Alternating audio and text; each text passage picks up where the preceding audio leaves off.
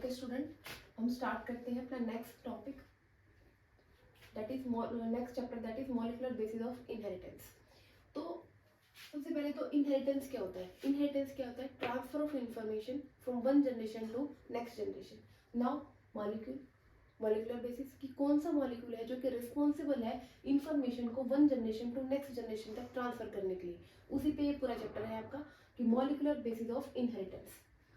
तो इनहेरिटेंस के लिए आपको पता है कि डीएनए होता है, लेकिन उसके बाद अभी यहाँ से हमने देखा कि जो इनहेरिटेंस के लिए मॉलिक्यूलर रिस्पॉन्सिबल है वो कौन है, वो जेनेटिक मटेरियल जिसको हम डीएनए बोल रहे हैं। उसके लिए पहले सर्च हुआ कि search for the genetic material, what is genetic material, कि वो जेनेटिक मटेरियल जो हम बोल रहे हैं वो क्या होता है जो कि रिस्पॉन्सिबल है one generation to next generation information को ट्रांसफर करने के लिए। ठीक है, तो जो मॉलिक्यूल है which store biological information in the coded form यानी कि जेनेटिक कोड की फॉर्म में जो इंफॉर्मेशन को स्टोर करता है and transfer it to the next generation, और क्या करता है उसको नेक्स्ट जनरेशन के अंदर ट्रांसफर कर देता है और causes its expression in the offspring, और उसके एक्सप्रेशन को ऑफस्प्रिंग के अंदर भी एक्सप्रेस कराता है।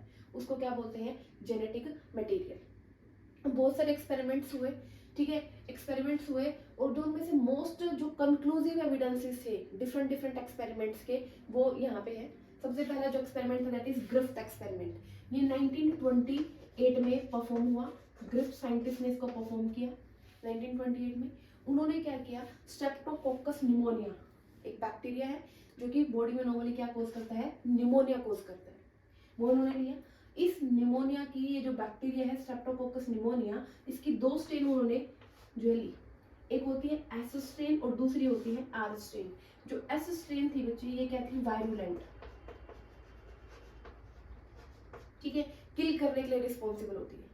और जो दूसरी स्ट्रेन है आर स्ट्रेन, इसको क्या बोलते हैं, रफ स्ट्रेन और नॉन वायरुलेंट। ये कौन सी स्ट्रेन थी, नॉन वायरुलेंट स्ट्रेन थी। दो स्ट्रेन ले ली और इन दोनों ही स्ट्रेन को उन्होंने एक्सपेरिमेंट पर्पज के लिए इसमें एक उन्होंने जो मॉडल ऑर्गेनिज्म लिया दैट इज माइस।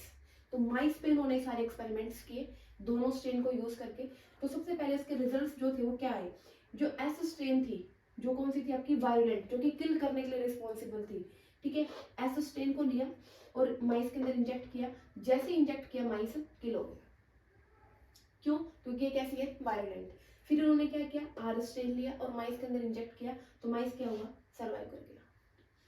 थर्ड में इन्होंने क्या किया, जो स्मूथ वाली थी, ठीक है, जिसको हम वायरुलेंट स्ट्रेन बोल रहे थे, उसको जैसे ही हमने हीट किल्ड किया और फिर माइस के अंदर इंजेक्ट किया तो माइस सर्वाइव कर गया। फोर्थ स्टेप में उन्होंने क्या किया, जो हीट किल्ड थी एस स्ट्रेन जिससे कि इंजेक्ट करने के बाद माइस सर्वाइव कर रहा था उसको, प्लस जो आर स्ट्रेन जिससे भी माइस सर्वाइव कर रहा था, दोनों सर्वाइवल वाली जो थी हीट किल्ड एस और दूसरी थी आर स्ट्रेन, दोनों को कंबाइन किया और उसके बाद माइस के अंदर इंजेक्ट कर दिया और माइस जो है वो किल हो गया। तो यहाँ से इन्होंने ये बताया कि something is there in the heat killed S strain, कि हीट किल्ड जो एस स्ट्रेन है उसके अंदर कुछ ट्रांसफॉर्मिंग एजेंट्स प्रेजेंट है, कुछ ट्रांसफॉर्मिंग फैक्टर्स प्रेजेंट है जो कि रिस्पॉन्सिबल है इस आर स्ट्रेन को एस स्ट्रेन के अंदर कन्वर्ट करने के लिए, जिसकी वजह से जो माइस आपका नॉर्मली वो सर्वाइव करना था, लेकिन जो हीट किल्ड एस स्ट्रेन थी उसने इसको किस में कन्वर्ट कर दिया, आर वाली स्ट्रेन को एस स्ट्रेन के अंदर कन्वर्ट कर दिया, जिसकी वजह से माइस जो है वो किल हो गया। तो यहाँ से हमें पता चला कि जो जेनेटिक मटेरियल है वो डीएनए हो सकता है, लेकिन अभी कुछ क्लियर कट एविडेंसेस नहीं थे। तो उसके बाद नेक्स्ट जो एक्सपेरिमेंट किया है वो एवरी, मैकलियोड एंड मैकार्टी, तीन साइंटिस्ट थे, इन्होंने ये एक्सपेरिमेंट डन किया 1944 के अंदर, ठीक है। यहाँ पे इन्होंने क्या किया, ये जो हीट किल एस स्ट्रेन थी ना बच्चे, इसको उठाया और इसके अलग अलग कंपोनेंट को सेपरेट कर लिया। नेमली कौन कौन से थे, प्रोटीन, कार्बोहाइड्रेट और DNA. You can C these are the three component which are extracted from the S strain। कौन सी strain, heat killed S strain में से, ठीक है। ये आपका मान लो प्रोटीन वाला है, ये आपका कार्बोहाइड्रेट है और ये DNA. You can see the difference. जो प्रोटीन वाला कंपोनेंट था उसके अंदर आर स्ट्रेन प्रेजेंट थी, जो कार्बोहाइड्रेट वाला कंटेंट था उसके अंदर भी R strain, that is both R non virulent. लेकिन जो डीएनए वाला कंटेंट सेपरेट आउट हुआ, यू कैन सी वहां पे क्या प्रेजेंट थी, स्मूथ, जो कि रिस्पॉन्सिबल है किलिंग के लिए, जो कि वायरुलेंट स्ट्रेन, ठीक है। उसके बाद इसके अंदर जब इन्होंने क्या डाला, डीऑक्सी राइबोन्यूक्लियेज, ठीक है, आप आपको पता है न्यूक्लियस क्या करते हैं, डाइजेस्ट कर देते हैं, तो उन्होंने इसको डाइजेस्ट कर दिया एस स्ट्रेन को और वो आर के अंदर कन्वर्ट हो गया। अब माइस जो है उससे सर्वाइव करेगा। तो यहाँ से पता चला कि जो आपका डीएनए होता है वो ही ट्रांसफॉर्मिंग प्रिंसिपल है, जो कि one generation to next generation क्या करता है, इंफॉर्मेशन को ट्रांसफर करने के लिए रिस्पॉन्सिबल होता है, और हीट करने के बाद भी वो किल नहीं होता। इसीलिए जो आपका हीट किल एस स्ट्रेन था उसके अंदर कुछ ना कुछ ट्रांसफॉर्मिंग प्रॉपर्टीज प्रेजेंट थी, जो कि नेक्स्ट जनरेशन के अंदर ट्रांसफर करने के लिए रिस्पॉन्सिबल थी, जिसकी वजह से जो माइस है वो जो है डाई हो गया जब उसको आर के साथ मिक्स करके डाला। यहाँ से भी कुछ साइंटिस्ट थे जिनके कुछ व्यूज थे कि नहीं ये जेनेटिक मटेरियल नहीं है, ठीक है। उसके बाद जो क्लियर हुआ कि DNA is a genetic material, वो कहाँ से क्लियर हुआ, हर्शे एंड चेज एक्सपेरिमेंट से।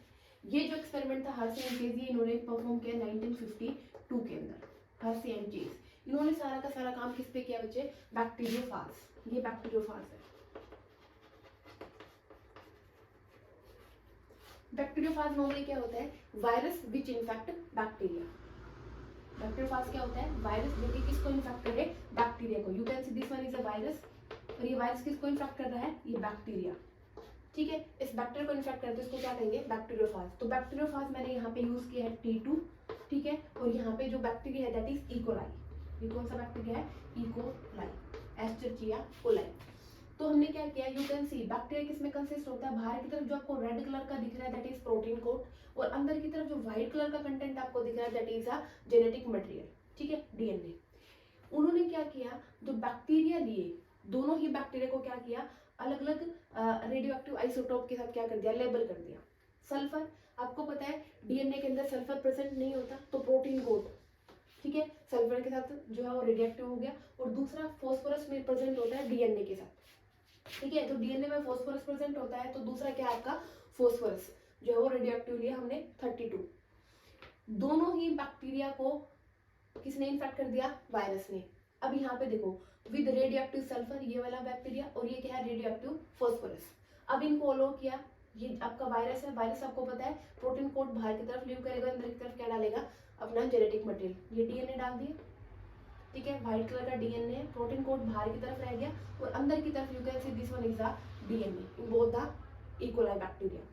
हियर यू कैन सी यहाँ पे ये रेडियो एक्टिव जो है बैक्टीरिया, बैक्टीरियोफाज अंदर की तरफ मल्टीप्लाई करना शुरू करेगा, मल्टीप्लाई करेगा with radio active protein code. You can सी यहाँ पे जो प्रोटीन कोड आपको दिख रहा है वो रेडियो एक्टिव है, ठीक है, क्योंकि मैंने इसको किसके साथ लेबल किया था, सल्फर के साथ। और सल्फर कहाँ पे प्रेजेंट होता है, प्रोटीन कोड के अंदर, ठीक है। दूसरे वाला जो बैक्टीरिया है इकोलाई, जिसको मैंने किसके साथ लेबल किया था, फॉस्फोरस के साथ। और फॉस्फोरस आपको पता है कहाँ पे प्रेजेंट होता है, आपको पता है डीएनए के अंदर एक कंपोनेंट होता है दैट इज फॉस्फोरस, शुगर और नाइट्रोजनस बेस। तो you can see here DNA, ये कैसा डीएनए है, रेडियो एक्टिव डीएनए। जब मैंने इसको एक्सट्रैक्ट आउट किया तो मैंने देखा कि ये जो बैक्टीरिया था इसके अंदर कोई भी रेडियो एक्टिविटी प्रेजेंट नहीं थी, ठीक है, डीएनए के अंदर। लेकिन जो फॉस्फोरस के साथ मैंने लेबल किया था बैक्टीरिया को, उसके अंदर मैंने देखा कि विद रेडियो एक्टिव डीएनए वो प्रेजेंट है। तो यहाँ से प्रॉपरली क्लियर हो गया कि जो डीएनए होता है वो ही जेनेटिक मटेरियल होता है, जो कि रिस्पॉन्सिबल होता है इंफॉर्मेशन को one generation to next generation transfer करने के लिए। तो हर्शे और चेज ने ये बताया कि DNA is a genetic material, ठीक है। तो ये तीनों ही एक्सपेरिमेंट आपके एग्जाम पॉइंट ऑफ व्यू से इंपॉर्टेंट है। आप तीनों की प्रॉपर डायग्रामेटिक वे से और अच्छे से रिप्रेजेंटेशन के थ्रू आप यहाँ पे अपने कंप्लीट मार्क्स गेन कर सकते हैं। Thank you.